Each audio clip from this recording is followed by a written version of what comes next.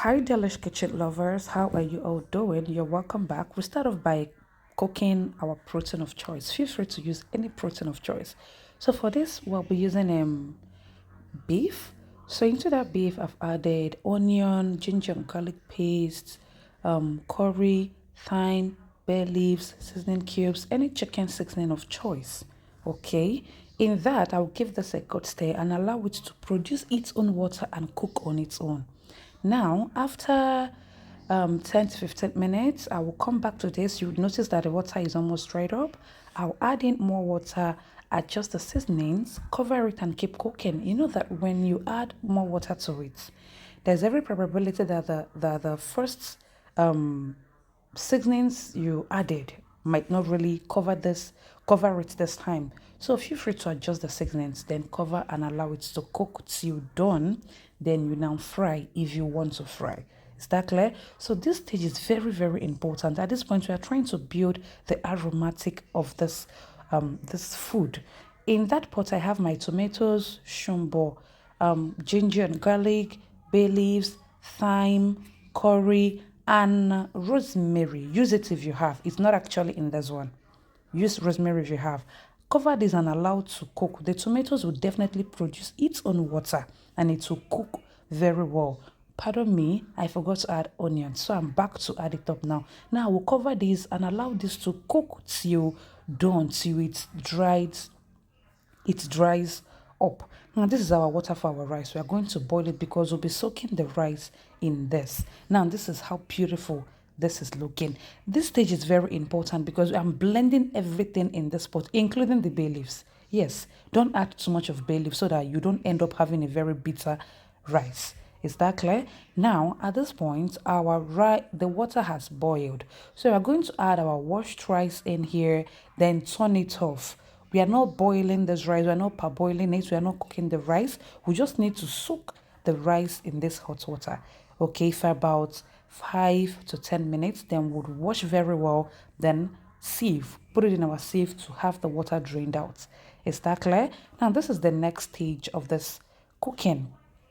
I'll add my oil in a very clean pot. I will saute the onions, add in bay leaves, and I'll fry this very, very well. Is that clear? The next thing that we're adding here is our tomato paste. That's your tin tomatoes, your tomato sachets now. So you add it to it and keep frying and frying on medium heat.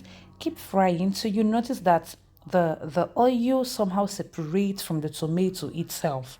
Okay, the oil will seem like it's floating on top. This will take you like 10 to 15 minutes or 8 to 10 minutes, depending on the quantity of what you are making and the kind of heat you are using for it. So at this point, I will add in that tomatoes that we cooked down. We've blended it well. I will add it to this. Then we'll keep cooking. Mind you, I told you that tomatoes, we are building the aroma, the aromatic, we are building the aroma of this rice. Everything you saw in that tomato that we cooked, everything was blended, including the bay leaves, the ginger and garlic, the curry, everything, the rosemary, everything was blended. So we'll cook this, we'll fry this till you notice that everything, the oil, it's separated from the tomato itself. Now, I will still need more of it anyway, so but I had to separate it for now. I will still add it back in the cooking. So the next I'm doing now is to add in my stock. The stock is that rich water from your meat. Yes, I've added it. I added in my chicken seasonings, seasoning cubes, curry. I'll give this a good stir. I've told you before. The very last thing you should add in your cooking should be salt. The reason is because your seasoning cubes, your seasoning spices, most of those things contains salt. So you should be very careful so not to have an oversalted food. Is that clear?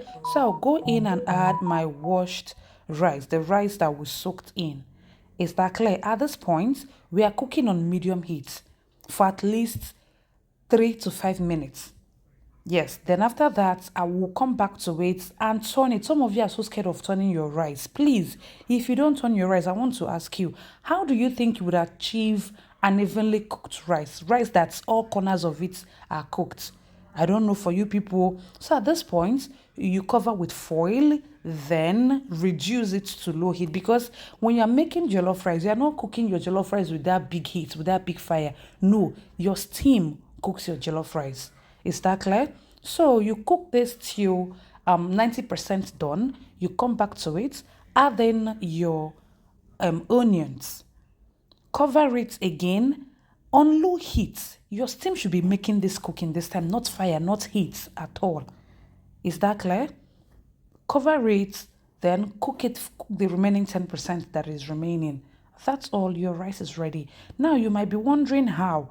Please, even if you need to be adding water to this rice, it's very important you go for hot water. Do not add cold water to your rice. This is the end of it.